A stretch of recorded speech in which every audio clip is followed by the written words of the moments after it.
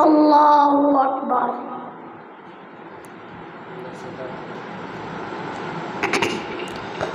الحمد لله رب العالمين الرحمن الرحيم مالك يوم الدين إياك نعبد وإياك نستعين اهدنا الصراط المستقيم صراط الذين أنعمت عليهم غير المغضوب عليهم ولا الضالين.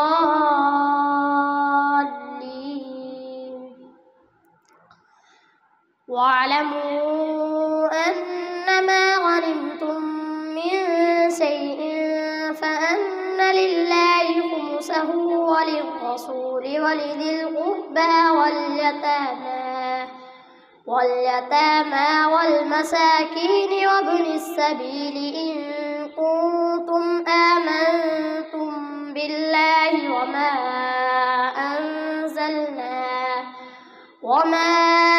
أنزلنا على عبدنا يوم الفرقان يوم التقى الجمعان والله على كل شيء قدير. إذ أنتم بالعدوة الدنيا وهم بالعدوة القصوى والركب أسفل منكم ولو تواعدتم لاختلفتم في الميعاد ولكن ليقضي الله أمرا كان مفعولا ليهلك من هلك عن بينة ويحيى من حي عن بينة وإن الله لسميع عليم. إذ يريكهم الله في منامك قليلا ولو أراكهم كثيرا لفشلتم ولتنازعتم في الأمر ولكن الله سلم إنه عليم بذات الصدور. وإذ يريكموهم إذ التقيتم في أعينكم قليلا ويقللكم في أعينهم ليقضي الله أمرا كان مفعولا وإلى الله ترجع الأمور. يا أيها الذين آمنوا إذا لقيتم فئة فاثبتوا واذكروا الله كثيرا لعلكم تفلحون. وأطيعوا الله ورسوله ولا تنازعوا فتفشلوا وتذهب ريحكم واصبروا إن الله مع الصابرين. ولا تكونوا كالذين خرجوا من ديارهم بطرا ورئاء الناس ويصدون عن سبيل الله والله بما يعملون محيط. وإذ زين لهم الشيطان أعمالهم وقال لا غالب لكم اليوم من الناس وإني جار لكم فلما تراءت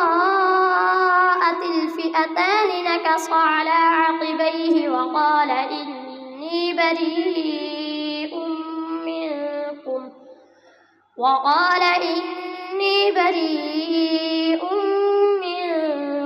إني أرى ما لا ترون إني أخاف الله والله شديد العقاب. إذ يقول المنافقون والذين في قلوبهم مرض غر هؤلاء دينهم ومن يتوكل على الله فإن الله عزيز حكيم. ولو ترى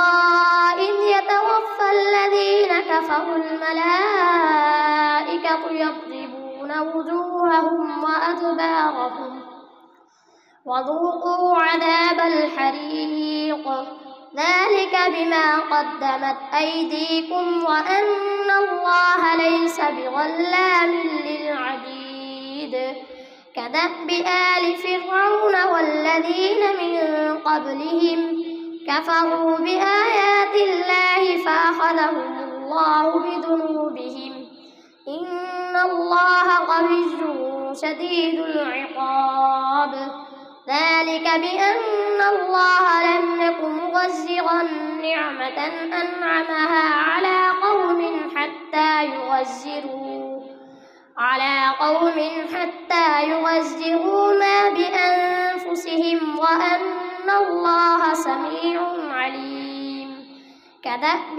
آل فرعون والذين من قبلهم كذبوا بآيات ربهم فأهلكناهم بذنوبهم وأغرقنا آل فرعون وكل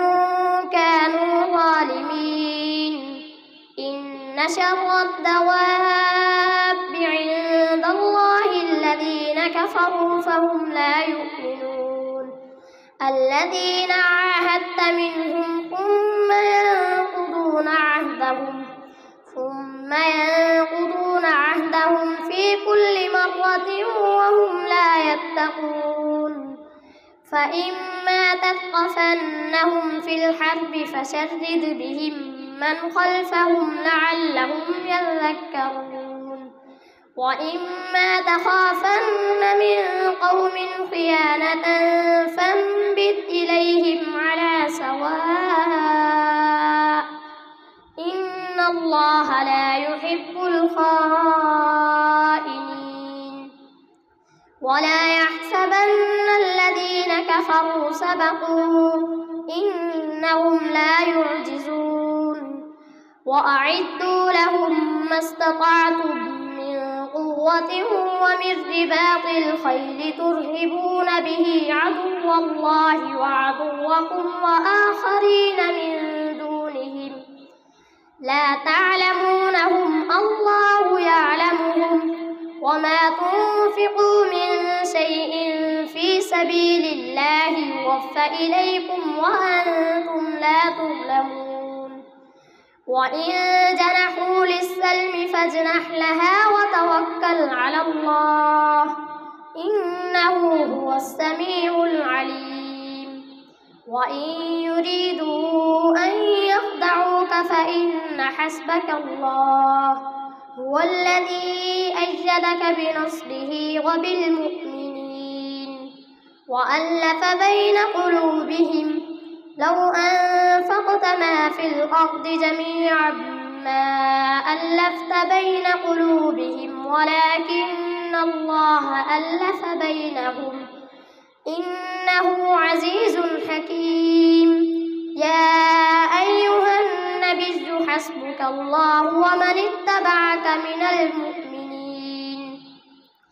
يا أيها النبي حرض المؤمنين على القتال إن يكن منكم 20 صابرون يغلبوا 200 وإن يكن منكم 100 يغلبوا 1000 من الذين كفروا بأنهم قوم لا يفقهون الآن خفف الله عنكم وعلم أن فيكم ضعفا فإن يكن منكم 100 صابرة يغلبوا 200 وإن يكن منكم 1000 يغلبوا 2000 بإذن الله والله مع الصابرين ما كان لنبي أن يكون له أسرى حتى يثخن في الأرض تريدون عرض الدنيا والله يريد الآخرة والله عزيز حكيم لولا كتاب من الله سبق لمسكم فيما أخذتم عذاب عظيم فكلوا مما غنمتم حلالا طيبا واتقوا الله إن الله غفور رحيم يا أيها النبي قل لمن في أيديكم من الأسرى إن يعلم الله في قلوبكم إن يعلم الله في قلوبكم خيرا يؤتكم خيرا مما أخذ منكم ويغفر لكم والله غفور رحيم وإن يريدوا خيانتك فقد خانوا الله من قبل فأمكن منهم والله عليم حكيم إن الذين آمنوا وهاجروا وجاهدوا بأموالهم وأنفسهم في سبيل الله والذين آووا ونصروا أولئك بعضهم أولياء بعض والذين آمنوا ولم تفعلوا ما لهم بإيمانهم إن الذين آمنوا وهاجروا وجاهدوا في سبيل الله وجاهدوا بأموالهم وأنفسهم في سبيل الله والذين آووا ونصروا أولئك بعضهم أولياء بعض والذين آمنوا ولم يهاجروا ما لكم من ولايتهم من شيء حتى يهاجروا وإن استنصروكم في الدين فعليكم النصر إلا على قوم بينكم وبينهم ميثاق والله بما تعملون بصير والذين كفروا بعضهم أولياء بعض إلا تفعلوه تكن فتنة في الأرض وفساد كبير والذين آمنوا وهاجروا وجاهدوا في سبيل الله والذين آووا ونصروا أولئك هم المؤمنون حقا لهم مغفرة ورزق كريم والذين آمنوا من بعد وهاجروا وجاهدوا معكم فأولئك منكم وأولو الأرحام بعضهم أولى ببعض في كتاب الله إن الله بكل شيء عليم الله أكبر سمع الله لمن حمده الله أكبر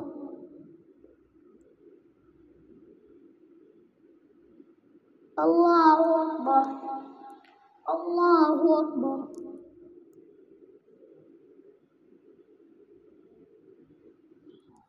الله أكبر الحمد لله رب العالمين الرحمن الرحيم مالك يوم الدين إياك نعبد وإياك نستعين اهدنا الصراط المستقيم صراط الذين أنعمت عليهم غير المغضوب عليهم ولا الضالين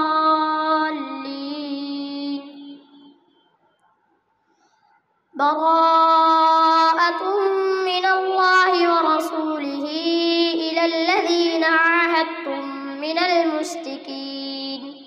فسيحوا في الأرض 4 أشهر واعلموا أنكم غير معجز الله وأن الله مخزي الكافرين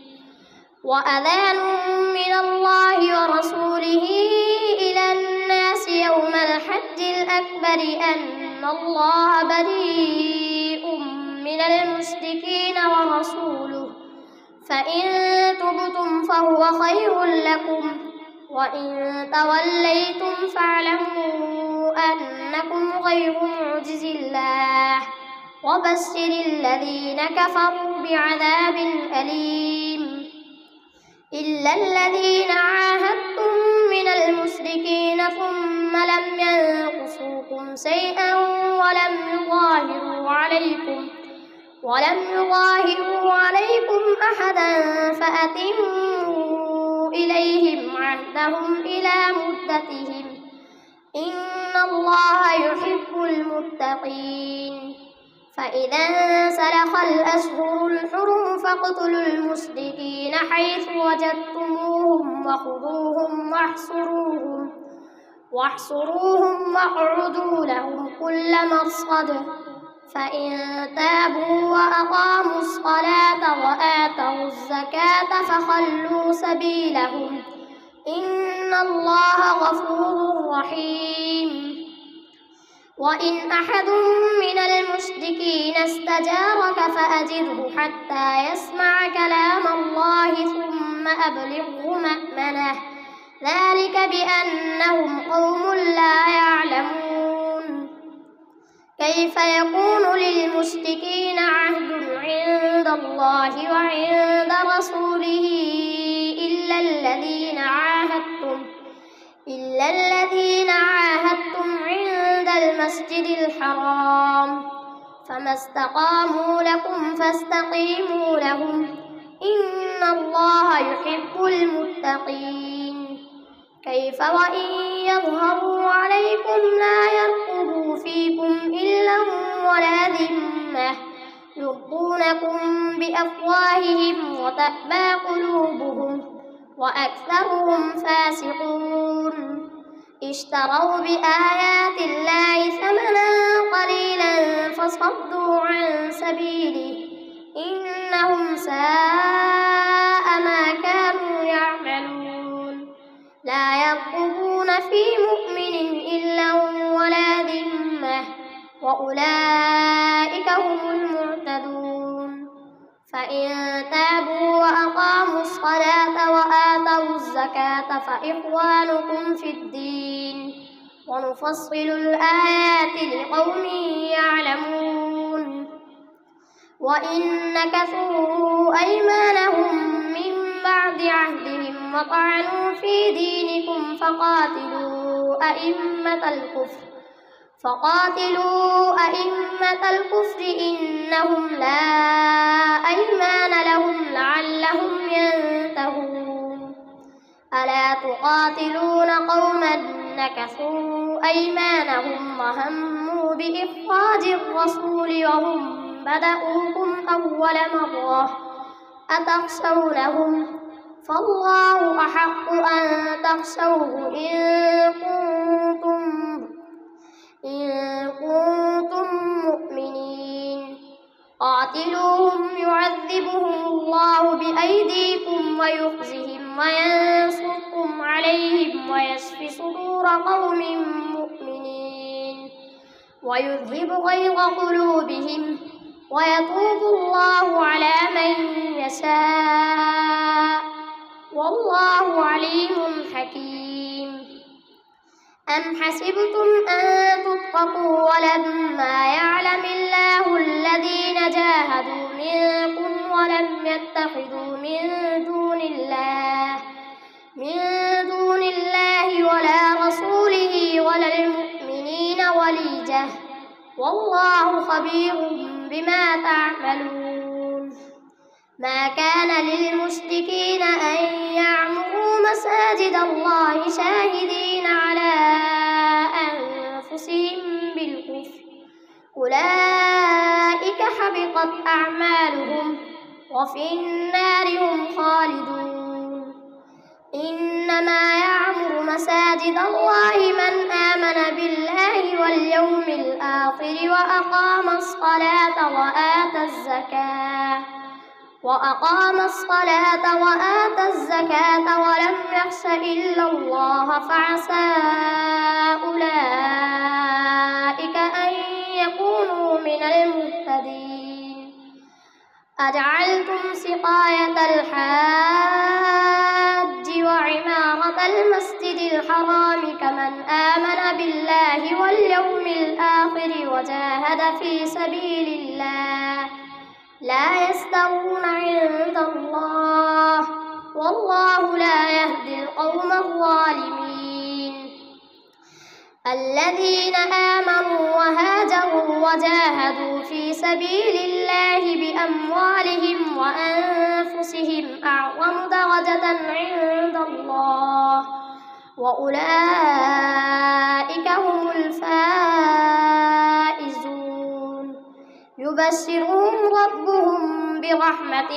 منه ورضوان وجنات لهم فيها نعيم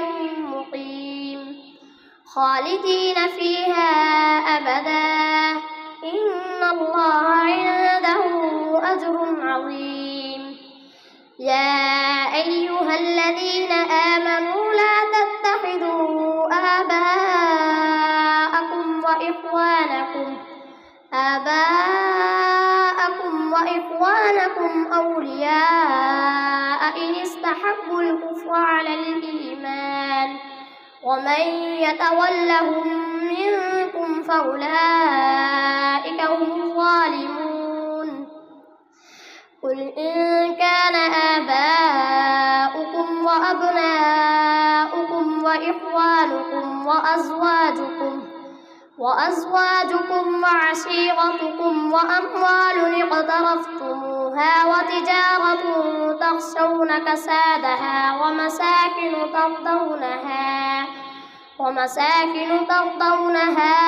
أحب إليكم من الله ورسوله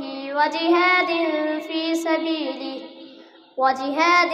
في سبيله فتربصوا حتى يأتي الله بأمره والله لا يهدي القوم الفاسقين لقد نصركم الله في مواطن كثيرة ويوم حنين إذ أعجبتكم كثرتكم فلم تغن عنكم شيئا وضاقت عليكم الأرض بما رحبت ثم وليتم مدبرين ثم أنزل الله سكينته على رسوله وعلى المؤمنين وأنزل جنودا لم تروها وعذب الذين كفروا وذلك جزاء الكافرين ثم يتوب الله من بعد ذلك على من يشاء والله غفور رحيم يا أيها الذين آمنوا إنما المشركون نجس فلا يقربوا المسجد الحرام بعد عامهم هذا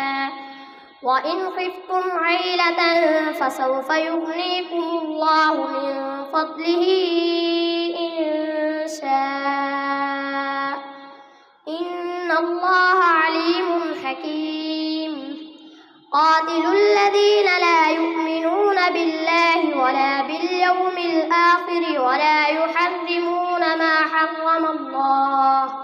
ما حرم الله ورسوله ولا يدينون دين الحق من الذين أوتوا الكتاب حتى يؤتوا الجزية عن يد وهم صاغرون وقالت اليهود عزير ابن الله وقالت النصارى المسيح ابن الله ذلك قولهم بأفواههم يضاهئون قول الذين كفروا من قبل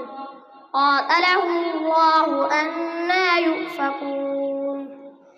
اتخذوا أحبارهم ورهبانهم أربابا من دون الله والمسيح ابن مريم وما أمروا إلا ليعبدوا إلها واحدا لا إله إلا هو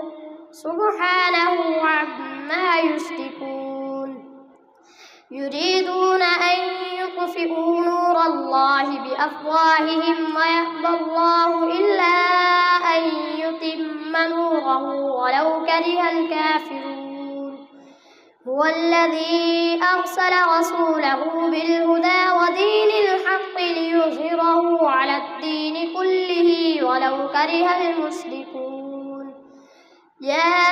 أيها الذين آمنوا إن كثيرا من الأحبار والرهبان ليأكلون أموال الناس بالباطل ويصدون عن سبيل الله